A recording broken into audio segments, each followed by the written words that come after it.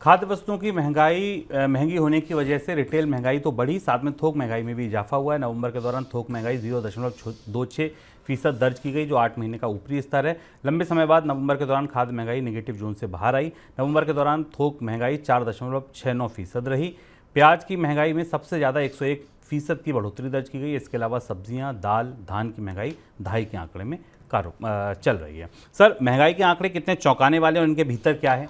थोक महंगाई की बढ़ोतरी रिजर्व बैंक की पूरी गणित को और ज़्यादा बिगाड़ रही है। अगर इन आंकड़ों के भीतर जाकर आप देखें तो एक तो इसमें जो अनाज और खाद्य उत्पादों की महंगाई है उसका असर दिखाई दे रहा है, और जो स्पष्ट रूप से खुदरा महंगाई में भी दिखती है, जिसमें हमने देखा था कि अभी जब खुदरा महंगाई का आंकड़ा आया था तो खाद्य महंगाई 8.7% के आसपास थी। अब थोक महंगाई में जो फूड इंडेक्स होता है, WPI का एक फूड इंडेक्स होता है थोक महंगाई का, इसमें अनाज में भी खासतौर पर पैडी और वीट यानी गेहूँ और धान, इसके अलावा दालें, vegetables, potato, onions, fruits, milk, egg, meat और फिश, पूरी की पूरी फूड इंडेक्स की बास्केट महंगाई दिखा रही है।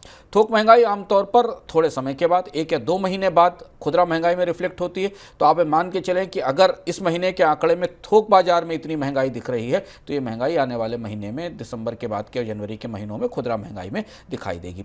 जो फूड इंडेक्स इन्फ्लेशन है वो करीब 4.6% के आसपास पहुंच गई है, बढ़कर यानी 5% के आसपास पहुंच रही है। पर मुझे सबसे ज़्यादा चौंकाया शुभम दो महंगाई दरों, दो और इंडेक्सेस ने या दो और हिस्सों ने थोक महंगाई के।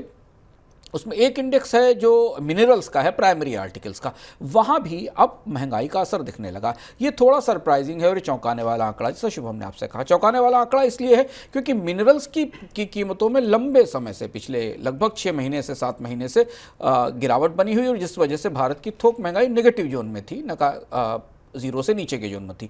लेकिन अब ये दिख रहा है कि खासतौर पर जो प्राइमरी आर्टिकल्स का हिस्सा है, जहां पर मुख्य रूप से मिनरल्स आते हैं, उनकी कीमतों में थोक बाजार में बढ़ोतरी हो रही है। और इसके अलावा मशीनरी की कीमतों में भी बढ़ोतरी दर्ज की गई है।